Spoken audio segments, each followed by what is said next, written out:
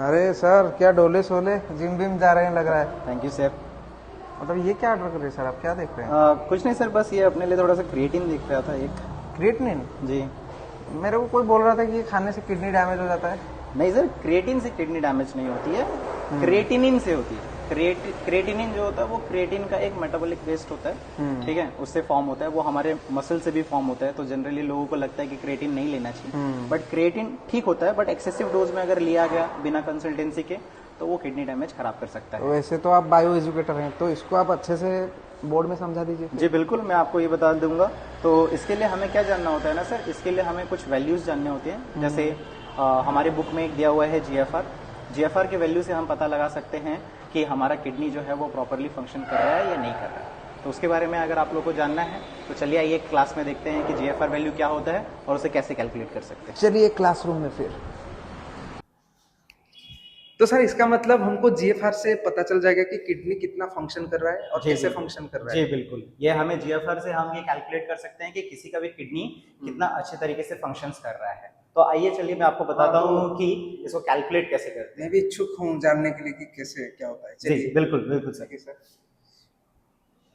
तो आइए हम देखते हैं, जैसे हमारे सर का सवाल था कि उनका सवाल ये है कि उनको जानना है कि अगर किसी भी इंडिविजुअल का जो पर्टिकुलर किडनी होता है वो प्रॉपरली फंक्शन कर रहा है या नहीं कर रहा है, ये हम कैसे पता लगा सकते हैं। तो इसके लिए एक बहुत सिंपल सा तरीका है।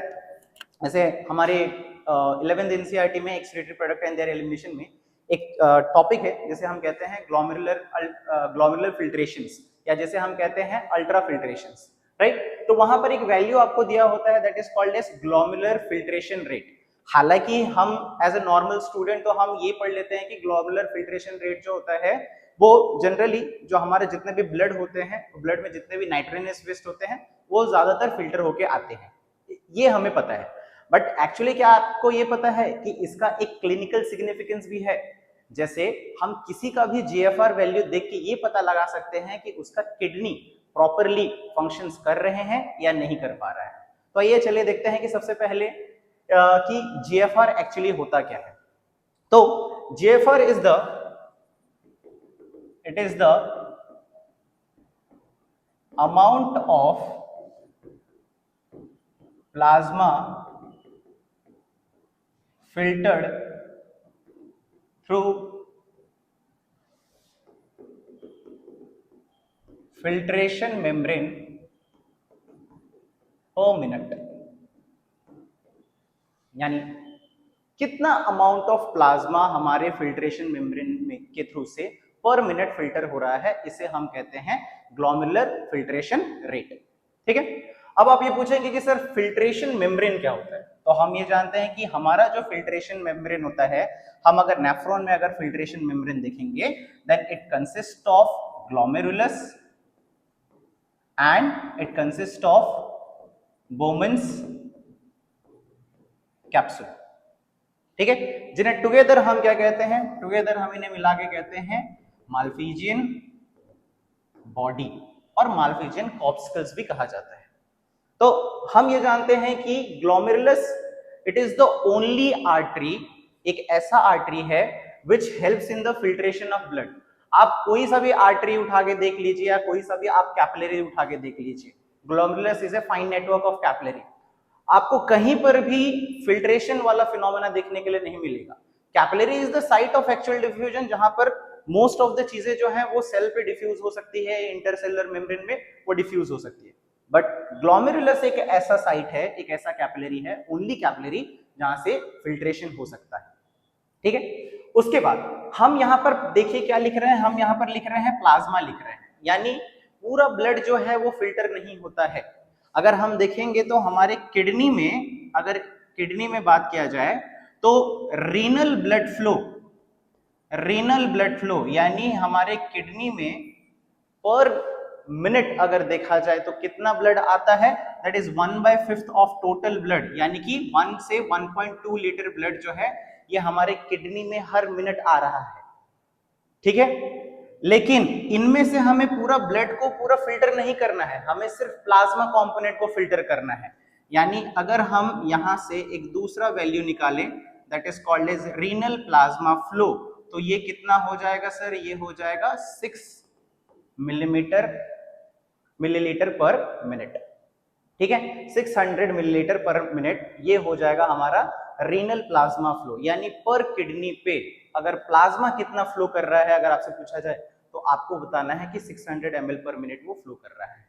ठीक है, अब इसी रीनल फ्लो प्लाज्मा फ्लो जो है यही आगे चल के फिल्टर होता है ग्लोमेरुलस में, और यही आगे चल के हमें बता पाता है कि पर मिनट वो कितना फिल्टर हो रहा है, कैसे फिल्टर हो रहा है, उसकी वैल्यू क्या क्या निकलेगी, और उसी वैल्यू को देखते हुए हमें क्लिनिकल सिग्निफिकेंस के थ्रू से ये पता लगा सकते हैं कि किसी का किडनी कितना प्रॉपरली फंक्शन कर रहा है या नहीं कर रहा है।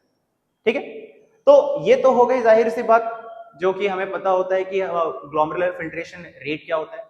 जैसे अगर इसकी वैल्यू के बारे में अगर हम बात करें, जैसे मैंने अभी बताया कि किडनी में जो टोटल जो ब्लड आता है उसे हम कहते हैं रीनल ब्लड फ्लो। तो रीनल ब्लड फ्लो यानी एक पर्टिकुलर किडनी में वो कितना ब्लड आता है, 1 से 1.2 लीटर आ रहा है। ठीक है ना, लेकिन हम जैसे जानते हैं कि एक्चुअली में सारे के सारे ब्लड कंपोनेंट्स जो हैं वो एक्चुअली फिल्टर नहीं होते हैं, है ना। तो क्या फिल्टर होता है, जितने भी प्लाज्मा कंपोनेंट होते हैं वही फिल्टर होते हैं, बाकी जितने भी ब्लड सेल्स होते हैं वो फिल्टर नहीं हो पाते, क्योंकि ग्लोमेरुलस की जो कैपिलरीज जो होती है ना वो इतनी फाइन पोर होती है कि वो सिर्फ और सिर्फ प्लाज्मा कंपोनेंट को ही वो अलाउ कर सकती है, बाकी जितने भी लार्जर ग्लोबुलर साइज के जितने भी मॉलिक्यूल्स रहेंगे उनको वो फिल्टर नहीं कर पाएगी। तो इसका मतलब क्या है कि हमें प्लाज्मा को फिल्टर करना है, तो हमें क्या देखना पड़ेगा, रीनल प्लाज्मा फ्लो। तो रीनल प्लाज्मा फ्लो यानी एक किडनी में पर मिनट कितना प्लाज्मा जाता है, so that is 600 ml per minute। तो हमारा रीनल प्लाज्मा फ्लो डिटरमाइन करता है कि हमारा जीएफआर कितना होगा। तो जैसे हम जानते हैं कि जीएफआर जो होता है, जीएफआर एक्चुअली कितना होता है, जीएफआर इज अराउंड कितना होगा ये, इट इज 125 ml पर मिनट, यानी जो बुक में हमारा जो वैल्यू दिया गया है दैट इज 125 ml पर मिनट, बट एक्चुअली देखा जाए तो इट इज 100 टू 120 के आसपास होता है। ठीक है, और पर डे के बेसिस में देखा जाए तो it is 180 litre per day, यानी एक दिन में 180 लीटर हमारा जो ब्लड होता है वो फिल्टर होता है, यानी प्लाज्मा जो होता है फिल्टर होता है और हमें फिल्ट्रेट बना के देता है। और यही 180 लीटर पर डे जो हमारा फिल्ट्रेट फॉर्म हो रहा है यही हमें आगे चल के 1 से 1.2 लीटर के अराउंड हमें यूरिन बना के देता है, यानी 99% ऑफ द फिल्ट्रेट जो भी होते हैं वो वापस से रीअब्सॉर्ब हो जाते हैं और सिर्फ 1% हम कह सकते हैं जो यूरिन में पास ऑन होता है। ठीक है, अब देखिए, तो यानी कि रीनल प्लाज्मा फ्लो हमारा डिपेंड करता है कि हमारा जीएफआर कितना होगा। ठीक है ना, अब ये रीनल प्लाज्मा फ्लो में बहुत सारे कंपोनेंट्स होते हैं, वाटर होते हैं, बहुत सारी चीजें होती हैं, ठीक है, जो कि हमारा जीएफआर मेंटेन करते हैं। बट जैसे हमारे सर ने पूछा कि जीएफआर जो है सर उसको कैलकुलेट कैसे किया जा सके, तो आइए उसे हम देखते हैं। तो जीएफआर कैलकुलेट करने के लिए सबसे पहले हमें ये जानना पड़ेगा कि जीएफआर कैलकुलेट करने के लिए हमें दो वैल्यू हमें पता होने चाहिए। ठीक है, एक होता है केएफ, दैट इज हम कहते हैं फिल्ट्रेशन कोएफिशिएंट, और दूसरा होता है एनएफपी यानी नेट फिल्ट्रेशन प्रेशर। ठीक है ना, अब आप पूछेंगे कि सर नेट फिल्ट्रेशन प्रेशर क्या होता है। तो जैसे हम जानते हैं कि जो भी आर्टेरियोल हमारे यहाँ पर ब्लड लेके आता है ना ग्लोमेरुलस में, उसे हम कहते हैं एफरेंट आर्टेरियोल, और जो भी ब्लड लेके जा रहा है आर्टेरियोल उसे हम कहते हैं इफरेंट आर्टेरियोल, यानी जो एग्जिट हो रहा है। ए फॉर आ रहा है तो efferent arteriole, E for exit हो रहा है तो इफरेंट आर्टेरियोल, और बीच में ये जो कैपिलरीज बन रही हैं, ये जो कैपिलरीज बन रही हैं इसे हम कह सकते हैं ग्लोमेरुलस। ठीक है, अब देखो ये नेट फिल्ट्रेशन प्रेशर कैसे कैलकुलेट कर सकते हैं। सो नेट फिल्ट्रेशन प्रेशर जो यहाँ पर जो आता है ये तीन प्रेशर्स की वजह से आता है, यानी it is sum of three pressure. सबसे पहला आता है जीएचपी जिसे हम कहते हैं glomerular hydrostatic pressure,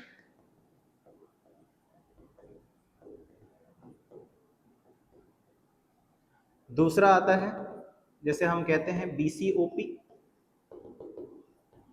blood colloidal osmotic pressure, और तीसरा आता है CHP, जिसे हम कहते हैं कैप्सुलर हाइड्रोस्टेटिक प्रेशर। ठीक है, अब देखिए ये जो ग्लोमेरुलर हाइड्रोस्टेटिक प्रेशर्स है ये क्या होता है, देखिए एफरेन आर्टेरियोल क्योंकि उसकी थिकनेस ज्यादा होती है तो वो ज्यादा ब्लड लेके आता है, बट इफ्रेन आर्टेरियोल की जो थिकनेस होती है वो एफरेन आर्टेरियोल के मुकाबले वो थोड़ी कम होती है, जिससे क्या होगा, ब्लड आएगा तो ज्यादा बट यहां से जाएगा उससे थोड़ा सा कम, जिसकी वजह से अगर मान लीजिए बार बार ज्यादा ब्लड आ रहे हैं और कम ब्लड जा रहा है तो यहाँ पर क्या होंगे, एट ग्लोमेरुलस पार्ट ब्लड जो है वो थोड़ा सा ठहर जाएगा, ठहर जाने की वजह से क्योंकि वो फ्लूइड नेचर का है तो वहां पर क्या करेगा, वो एक प्रेशर क्रिएट करेगा, तो उस प्रेशर को हम क्या कह सकते हैं, हाइड्रोस्टेटिक प्रेशर कह सकते हैं। बट वो जो हाइड्रोस्टेटिक प्रेशर है वो क्रिएट कहां पर हो रहा है, ग्लोमेरुलस में हो रहा है, इसीलिए हम उसे क्या कहेंगे, ग्लोमेरुलर हाइड्रोस्टेटिक प्रेशर कहेंगे। ठीक है, तो इस ग्लोमेरुलर हाइड्रोस्टेटिक प्रेशर का अगर हम वैल्यू अगर हम देखें तो इसकी वैल्यू जो है कितनी आएगी, अगर हम इसे मेजर करते हैं 55 mm ऑफ मर्क्यूरी मेजर करते हैं। ठीक है, अब देखिए तो यही this glomerular hydrostatic pressure is the only pressure, ठीक है, is a positive pressure which is responsible for the formation of urine, यानी आगे चल के जो फिल्ट्रेट या फिर यूरिन जो फॉर्म हो रहा है that is because of the glomerular hydrostatic pressure. अच्छा, अब बाकी के जो दो प्रेशर हैं वो थोड़ा सा नेगेटिव प्रेशर क्रिएट करते हैं, कैसे, देखिए मैं बताता हूं। मैंने आप लोगों को ऑलरेडी बताया कि ये जो ग्लोमेरुलस है ना, ये जो ग्लोमेरुलस है इसके जो पोर्स होते हैं, यानी ये एक ऐसी कैपिलरी है जहां पर this is the only capillary जिसके थ्रू से फिल्ट्रेशन हो सकता है, ये मैंने ऑलरेडी आप लोगों को बता के रखा है। ठीक है, अब देखिए ये जो बोमन्स कैप्सूल के जो छोटे छोटे पोर से ये आएंगे ना, इन जो जिस पोर से ये आएंगे उस पोर का साइज जो होता है बहुत छोटा छोटा होता है, जिसकी वजह से क्या होगा, बहुत सारे जितने भी लार्जर मॉलिक्यूल के साइज के कंपोनेंट्स जितने भी हैं, जो भी बायोमॉलिक्यूल्स हैं, वो एक्चुअली फिल्टर नहीं हो पाएंगे, जैसे ब्लड सेल्स हो गया, लार्जर प्रोटीन्स होंगे, वो यहाँ से फिल्टर नहीं हो पाएंगे, तो वो क्या करेंगे, वो इन पोर्स को ब्लॉक कर देंगे, पोर्स को ब्लॉक कर देंगे, तो जिसकी वजह से क्या होगा कि जितना अमाउंट में प्लाज्मा और फिल्टर होना चाहिए वो फिल्टर नहीं हो पाएगा, यानी ये एक तरफ का नेगेटिव प्रेशर दिखाएंगे। ठीक है ना, तो इनकी जब वैल्यू हम कैलकुलेट करते हैं तो इनकी वैल्यू कितनी आती है, नॉर्मल जो वैल्यू आती है that is 30 mm of mercury. ठीक है, ओके, और ये जो है ब्लड कोलोइडल ऑस्मोटिक प्रेशर, ये क्या कर रहे हैं, ये एक नेगेटिव प्रेशर क्रिएट कर रहे हैं जो कि फिल्ट्रेशन प्रोसेस को क्या कर रहा है, वो रोक रहा है। तीसरा आते हैं, तीसरा जो प्रेशर है जिसे कहते हैं हम कैप्सुलर हाइड्रोस्टेटिक प्रेशर। अब ये क्या होता है, देखिए जैसे मान लीजिए अगर हम यहाँ पर देखिए कि जितना अमाउंट में यहाँ पर फिल्ट्रेट यहाँ पर आ रहा है, कहाँ पर आ रहा है, बोमन्स कैप्सूल में आ रहा है, तो बोमन्स कैप्सूल में जितना अमाउंट ऑफ फिल्ट्रेट यहाँ से आ रहा है ये हो गया हमारा पीसीटी। अब पीसीटी में हम जानते हैं कि पीसीटी में क्या होता है, पीसीटी में होता है सिलेक्टिव रीअब्जॉर्प्शन। तो देखिए हमारा per day 180 litre per day अगर मान लीजिए हमारे बॉडी में फिल्ट्रेट फॉर्म हो रहा है, और मान लीजिए कि सारा का सारा अगर फिल्ट्रेट यूरिन के फॉर्म में चला जाए, तो सोचो कि हमारे बॉडी से कितने सारे इंपॉर्टेंट चीजें चली जाएगी, इवन इफ हम डिहाइड्रेटेड हो जाएंगे बहुत ज्यादा। ठीक है ना, तो होता क्या है कि 100% फिल्ट्रेट में से 99.9% जितना भी रहता है वो ये पीसीटी जो है वो रीअब्सॉर्ब कर लेती है। अब जैसे मान लो किसी चीज को अगर कंटिन्यूअस फ्लो से रीअब्सॉर्ब करना है तो ऑब्वियसली वो थोड़ा सा स्लो रहेगा, रहेगा ना, है ना, रहेगा, ऑब्वियसली रहेगा, क्योंकि इस फ्लो को हमें क्या करना है, ये फ्लो थोड़ा स्लो होना चाहिए, तभी तो मोस्ट ऑफ द चीजें जो है वो रीअब्सॉर्ब हो पाएगी। सही बात है, तो अगर मान लीजिए फिल्ट्रेट आ रहा है, इस कैप्सूल में रह रहा है और स्लो स्लो आ रहा है, क्योंकि इसे स्लो रीअब्सॉर्ब करना है, तो होगा क्या कि ऑलरेडी यहाँ पर कुछ फ्लूइड प्रेजेंट है। अगर ऑलरेडी यहाँ पर कुछ फ्लूइड प्रेजेंट है तो यानी कि और ज्यादा फ्लूइड इधर से नहीं आ सकती, यानी फिल्ट्रेट ज्यादा नहीं आ सकता। तो इस कंडीशन में होगा क्या, इस कंडीशन में ये होगा कि यहाँ पर जो भी फ्लूइड प्रेजेंट है वो आने वाले फ्लूइड को एक ऑपोजिशन, है ना, एक ऑपोजिट प्रेशर प्रोवाइड करेंगे, नेगेटिव प्रेशर प्रोवाइड करेंगे।